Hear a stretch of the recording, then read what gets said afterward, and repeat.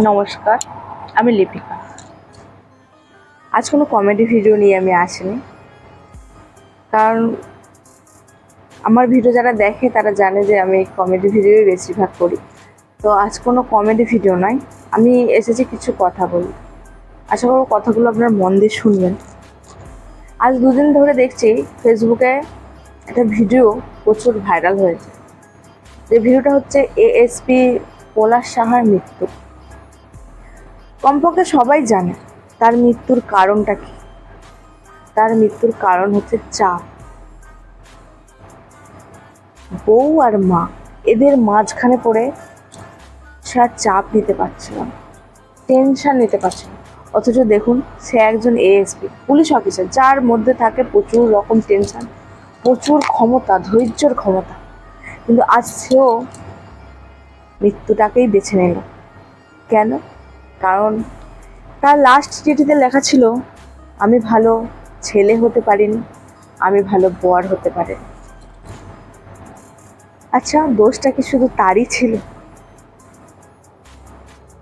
দোষটা তারই ছিল কি? আজ হয়তো ফেসবুক আছে বলে আমরা জানতে পেরেছি যে এরকম মারা গেছে, কিন্তু খোঁজ নিয়ে দেখবেন এরকম হাজার হাজার পলাশ সাহা সুসাইড করছে। শুধু কারণ কি? মানসিক টেনশন, যেটা নিতে পারে না ছেলেরা। আমরা মেয়েরা কি করি?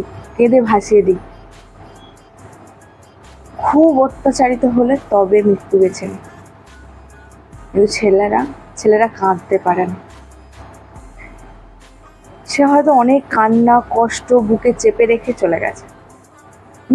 মৃত্যুটা খুব সোজা নয় যে মনে হলো আমি মরে গেলাম। মৃত্যুটা অতটা সোজা নয়। কতটা মানসিক যন্ত্রণা, কষ্ট হলে তার বাচ্চাকে ফেলে সে চলে যায়। আবার কোন বাচ্চা? যে এখনো পৃথিবীর আলো দেখেনি, যে এখনো জানেই না পৃথিবীটা কেমন, সে জানেই না তার মা বাবা কেমন, তার ঠাম্মা কেমন। সে হয়তো জন্ম নেবে, বড় হবে, যখন জ্ঞান হবে সে জানতে পারবে যে তার বাবা নেই, তার মাথার উপরে হাতটা নেই। কেননা তার বাবা সুসাইড করেছে, কারণ তার মা আর ঠাম্মার মাঝখানে পড়ে। ভাবুন তো, তার কতটা কষ্ট হবে, সে কতটা যন্ত্রণা পাবে। আমাদের সমাজে কিছু কিছু শাশুড়ি আছে, শুধু শাশুড়ির দোষ দেবো না, কিছু কিছু বৌমাও আছে মেনে নিতে পারে। শাশুড়িরা ভালো তো মা হয়, ভালো শাশুড়ি হতে পারে না। আর বৌমারা ভালো মেয়ে হয়, কিন্তু বৌমা হতে পারে না। আচ্ছা, একবার ভাবুন তো, আমরা যদি কম্পিটিশন ছেড়ে শুধু একটা দিকে লক্ষ্য রাখি, যে আমার ছেলে, আমার বর কাজ করছে, সে সারা দিন অফিসে নানান রকম টেনশনে টায়ার্ড হয়ে বাড়ি আসছে, তাকে যদি আমাদের শাশুড়ি বউয়ের দুঃখ এগুলো না শুনিয়ে, কমপ্লেন না শুনিয়ে, যদি তার হাতে, তার মুখের সামনে এক গ্লাস জল ধরিয়ে দিই, মুখে একটু হাসি রেখে বলি, বাবা আজকে দিনটা কেমন কাটলো, বা কি গো আজকে তোমার দিনটা কেমন কেটেছে। দেখবেন কোনো পুরুষের আর কিচ্ছু দরকার পড়ে না। সে চায় তার মা বাবা বউ সবাই খুশি থাকুক। কারণ ইনকাম তো করছে, কাদের জন্য ইনকাম করছে? তার মা তার বউয়ের জন্য ইনকাম করছে। সে চায় মা বউ সবাইকে সুখী রাখতে। কিন্তু আমরা কি সেটা জানি? আমরা চাই অভিযোগের বোঝা তার মাথায় তুলে দিতে। কারণ আমি চাই আমার স্বামী আমার হয়ে থাকুক, মা আমি চাই আমার ছেলে আমার হয়ে থাকুক। সে মানুষ, এটা আমরা ভুলে যাই, ভাবি সে এক বস্তু, সে আমার জিনিস। মা ভাবে সে আমার ছেলে। এটা কিন্তু হয় না। হয়তো আমার ভিডিওটা দেখে অনেক সময় কমেন্ট করতে পারে যে তুমিও তো বাড়ির বৌমা, তুমি এইসব বলছো না। আমি কোনো শাশুড়ি হয়ে কথা বলছি না, কোনো বৌমার হয়ে কথা বলছি না, একটা মানুষ হিসেবে কথা বলছি। একটা মানুষের যেটা করণীয় আমি সেটার জন্য বলছি। সত্যি আমার ফেসবুকে ভিডিওটা দেখে খুব কষ্ট হলো। বিশেষ করে কষ্টটা কোথায় হলো জানো? ওই ছোট্ট না আসা বাচ্চাটা হতে, যে সুস্মিতা এখন 7 মাসের প্রেগনেন্ট। কি হবে তার? সেই বাচ্চাটার জন্য আমার কষ্ট। তাই আমি ক্যামেরার সামনে এলাম। আমি একটা কথাই বলবো, আমি মাকেও বলবো, বৌমাকেও বলবো, আমরা যদি একটু মিলেমিশে থাকতে পারতাম, আজ হয়তো আমার সন্তান হারা হতো না কোনো মা, কোনো বউ তার স্বামী হারা হতো না। এই যে সুস্মিতার বয়স হবে কত, 20 বছরে একটা পর হারা যন্ত্রণাটা কি হয়তো আমরা সকলেই জানি। কি যে যন্ত্রণা, মাথার উপর থেকে হাত সরে যাওয়া, তার ভালোবাসা চলে যাওয়া, মেন কথা তার ভালোবাসা। একটা মেয়ের ভালোবাসা চলে যাওয়া যে কতটা কষ্ট, কতটা দুঃখ কেউ জানে না। আমি শুধু একটা কথাই জানি, প্রত্যেক শাশুড়িকে একটা কথাই বলতে, কোনো বৌমার উদ্দেশ্য থাকে না সে বাড়ি থেকে শাশুড়ির সঙ্গে লড়াই করে আসবে। তাকে যদি একটু মেয়ের মতন ভালোবাসে, তার ভুলগুলো, তার অন্যায়গুলো আঙুল দিয়ে দেখিয়ে না দিয়ে যদি ভালোবেসে বলতেন যে মা এই কাজটা করো না, এটা এইভাবে হয়, ওটা হয়ে, গ্যারান্টি কোনো বৌমা খারাপ হবে না কোনো দিনের জন্য, তার শাশুড়ি খুব ভালোবাসে। আর বৌমাদের বলছি, মানুষ বয়স হলে একটু মাথা গন্ডগোল হয়।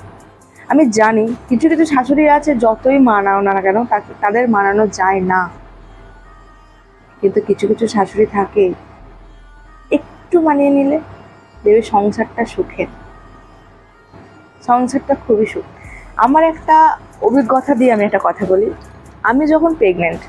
আমি যখন 9 মাসের প্রেগনেন্ট, প্রচুর বমি করতাম, প্রচুর।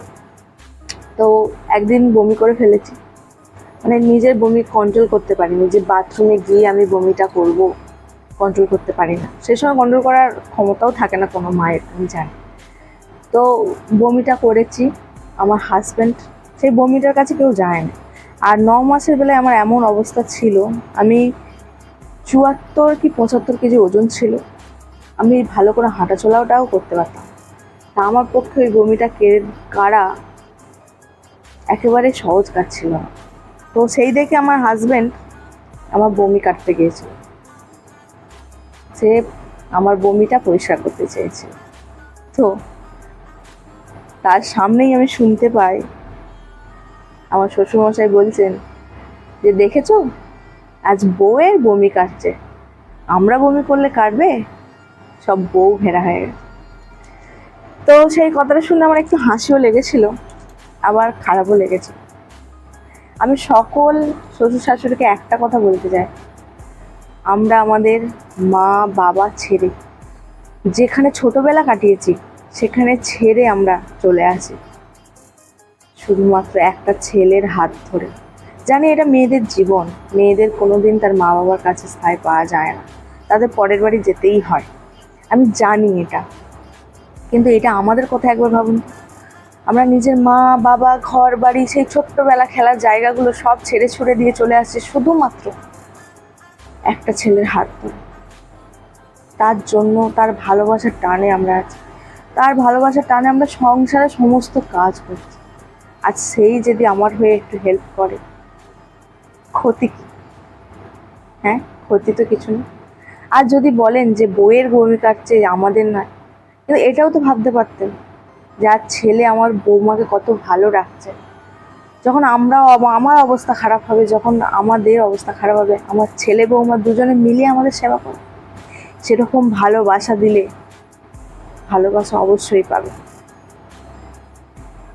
যেমন এই সুস্মিতা সাহা আর ওনার শাশুড়ি, দুজনের মধ্যে কেউ যদি একজন চুপ করে যেত না, আজ পলাশ সাহাকে মৃত্যুটা বেছে নিতে হতো না, আর চলে যেতে হতো না তার ছোট্ট সন্তানকে রেখে, যে এখনো পৃথিবীর আলো দেখেন, যে এখনো জানেই না তার বাবা মাকে। আজ অনেক এখনো সমাজের আমরা বৌমাকে মেয়ে হিসাবে ভেবে নিতে পারি না, আর শাশুড়িকেও মা হিসেবে ভাবতে পারে। কিন্তু আমার সকলকে একটাই বক্তব্য, আমি জানি কিছু কিছু শাশুড়িকে মানানো যায় না, আবার কিছু কিছু বৌমাকেও মানানো যায়। আমি এখানে কারোর দোষ দিচ্ছি না, আমি শুধু দোষ দিচ্ছি, আমি শুধু বলতে চাইছি যে কোনো শাশুড়ি বৌমার যুদ্ধের জন্য কোনো তরতাজা প্রাণ যেন না হারায়, তার সন্তানকে ছেড়ে তার বাবাকে যেতে না হয়। তাদের তো পয়সার অভাব ছিল না, সে এএসপি সরকারি চাকরি, তার অগাধ পয়সা, অগাধ সম্মান, কিন্তু তাও আজও কেন তাকে চলে যেতে হলো সব কিছু ছেড়ে দিয়ে? কেন? এই কেনর উত্তর কি কেউ তোমরা দিতে পারবে? কেউ? সত্যি বুকটা কেঁপে ওঠে একটা কথা ভেবে, যে আজও আমরা সমাজে ভালোবাসতে শিখি না। কোনো শাশুড়িরা যদি ভাবতো যে আমার ছেলেটা আমার বৌমার সঙ্গে সুখী আছে, আমি যদি আমার বৌমাকে ভালোবাসি, আমার বৌমার খেয়াল রাখি, বৌমাকে লক্ষ্য রাখি, তার যত্ন নিই, আমার ছেলে খুশি হবে। আমি যদি আমার ছেলেকে ভালোবাসি, আমার ছেলের জন্য আমি আমার বৌমাকেও আমি ভালোবাসবো, আমি বৌমাকেও নিজের যত্নে নিজের মেয়ের মতন আগলে রাখবো, তার ছোট ছোট ভুলগুলো আমি ধরিয়ে দেবো, আদর দিই। আমরা সেটা করি না। সকালে আঙুল দিয়ে দেখিয়ে দিই, তুমি এখনো ঘুমোচ্ছ? কেন ঘুমোচ্ছ? আজ রান্না হয়নি, বাসন মাজনি এখনো, কাপড় কাচনি এখনো, আমার ছেলে অফিস যাবে, তুমি রান্না করো না। এইসব যদি না বলে যদি বলতে যে চলো বৌমা দুজনে হাতাহাতি দুটো কাজ করে নিই, তারপর সারাদিন দুজনে গল্প করব, ছেলে তো কাজে যাবে, আমরা দুজন বন্ধুর মতন থাকবো, এটা কেউ বলে না, কখনো বলে না। আজ ফেসবুক হয়েছে বলেই হয়তো জানতে পারলাম, ভিডিওটা ভাইরাল হলো, দেখে কষ্ট হলো, তাই আমি ক্যামেরার সামনে এলাম। তো ফেসবুক যদি না থাকতো আমরা হয়তো জানতামই না। কিন্তু ফেসবুক ছাড়াও আমরা অনেক শুনেছি যে আজ এই ছেলেটা মারা গেল, কাল ওই ছেলেটা বিষ খেয়েছে, কাল ও হচ্ছে সুসাইড করেছে। কেন? কেন? কেনর উত্তর কেউ দিতে পারবে না। তাই আমার কাছে আমার একটাই অনুরোধ, প্রত্যেক শাশুড়ি বৌমাকে একটাই অনুরোধ, মিলেমিশে থাকুন। আপনি ছেলেকে জন্ম দিয়েছেন যেমন, তেমনি বউটাও তার সারা জীবনের সঙ্গী, ভালোবাসার সাথে। বৌমাকে খুশি রাখুন, ছেলে অটোমেটিক খুশি। ছেলেকে যদি ভালোবাসেন, তার ভালোর দিকটা দেখুন, তাকে মানসিক যন্ত্রণা দেবেন না, তার খুশিটা দেখুন, তার খেয়াল রাখুন। তার বৌমাকে ভালোবাসুন, ছেলে অটোমেটিক ভালো হয়ে যায়। কষ্ট কোথায় জানেন?